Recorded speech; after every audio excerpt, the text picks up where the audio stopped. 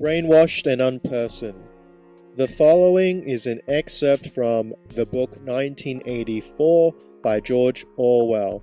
I'll be reading pages 290 to 292. We are not interested in those stupid crimes that you have committed. The party is not interested in the overt act. The fault is all we care about. We do not merely destroy our enemies, we change them. Do you understand what I mean by that? He was bending over Winston. His face looked enormous because of its nearness, and hideously ugly because it was seen from below. Moreover, it was filled with a sort of exultation, a lunatic intensity. Again, Winston's heart shrank. If it had been possible, he would have cowered deeper into the bed. He felt certain that O'Brien was about to twist the dial out of sheer wantonness. At this moment, however, O'Brien turned away. He took a pace or two up and down, then he continued less vehemently. The first thing for you to understand is that in this place there are no martyrdoms. You have read of the religious persecutions of the past in the Middle Ages. There was the Inquisition. It was a failure. It set out to eradicate heresy and ended by perpetuating it. For every heretic it burned at the stake, thousands of others rose up. Why was that? Because the Inquisition killed its enemies in the open, and killed them while they were still unrepentant. In fact, it killed them because they were unrepentant. Men were dying because they would not abandon their true beliefs. Naturally, all the glory belonged to the victims, and all the shame to the inquisitor who burned him. Later in the 20th century, there were the Totalitarians, as they were called. They were the German Nazis and the Russian communists. The Russians persecuted heresy more cruelly than the Inquisition had done, and they imagined that they had learned from the mistakes of the past. They knew, at any rate, that one must not make martyrs.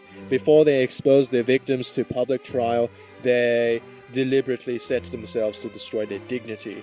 They wore them down by torture and solitude until they were despicable, cringing wretches, confessing whatever was put into their mouths, covering themselves with abuse, accusing and sheltering behind one another, whimpering for mercy. And yet, after only a few years, the same thing happened all over again. The dead men had become martyrs, and their degradation was forgotten. Once again, why was it? In the first place, because the confessions that they had made were obviously extorted and untrue. We do not make mistakes of that kind. All the confessions that are uttered here are true. We make them true. And above all, we do not allow the dead to rise up against us. You must stop imagining that posterity will never hear of you. You will be lifted clean out from the stream of history. We shall turn you into gas and pour you into the stratosphere. Nothing will remain of you. Not a name in a register, not a memory in a living brain. You will be annihilated in the past as well as in the future. You will never have existed. Then why bother to torture me? Thought Winston, with a momentary bitterness. O'Brien checked his step. As though Winston had uttered the thought aloud, his large ugly face came nearer, with the eyes a little narrowed. You are thinking, he said, that since we intend to destroy you utterly, so that nothing that you say or do can make the smallest difference, in that case, why do we go to the trouble of interrogating you first? That is what you were thinking, was it not? Yes, said Winston. O'Brien smiled slightly. You are a flaw in the pattern, Winston. You are a stain that must be wiped out. Did I not tell you just now that we are different from the persecutors of the past?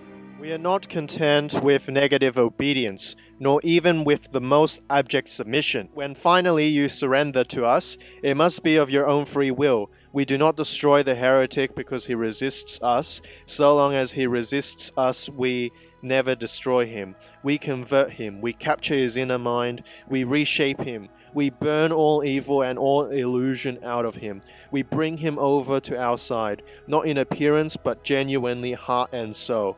We make him one of ourselves before we kill him. It is intolerable to us that an erroneous thought should exist anywhere in the world, however secret and powerless it may be. Even in the instance of death, we cannot permit any deviation.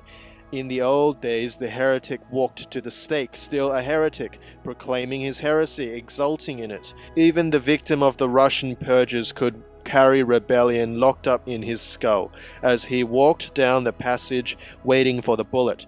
But we make the brain perfect before we blow it out.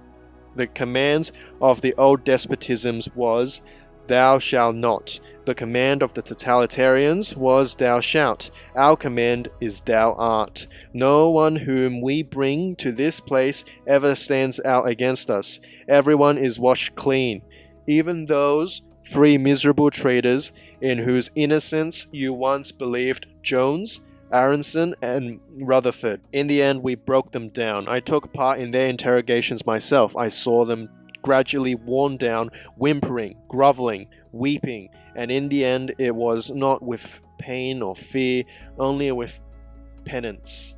By the time we had finished with them, they were only the shells of men.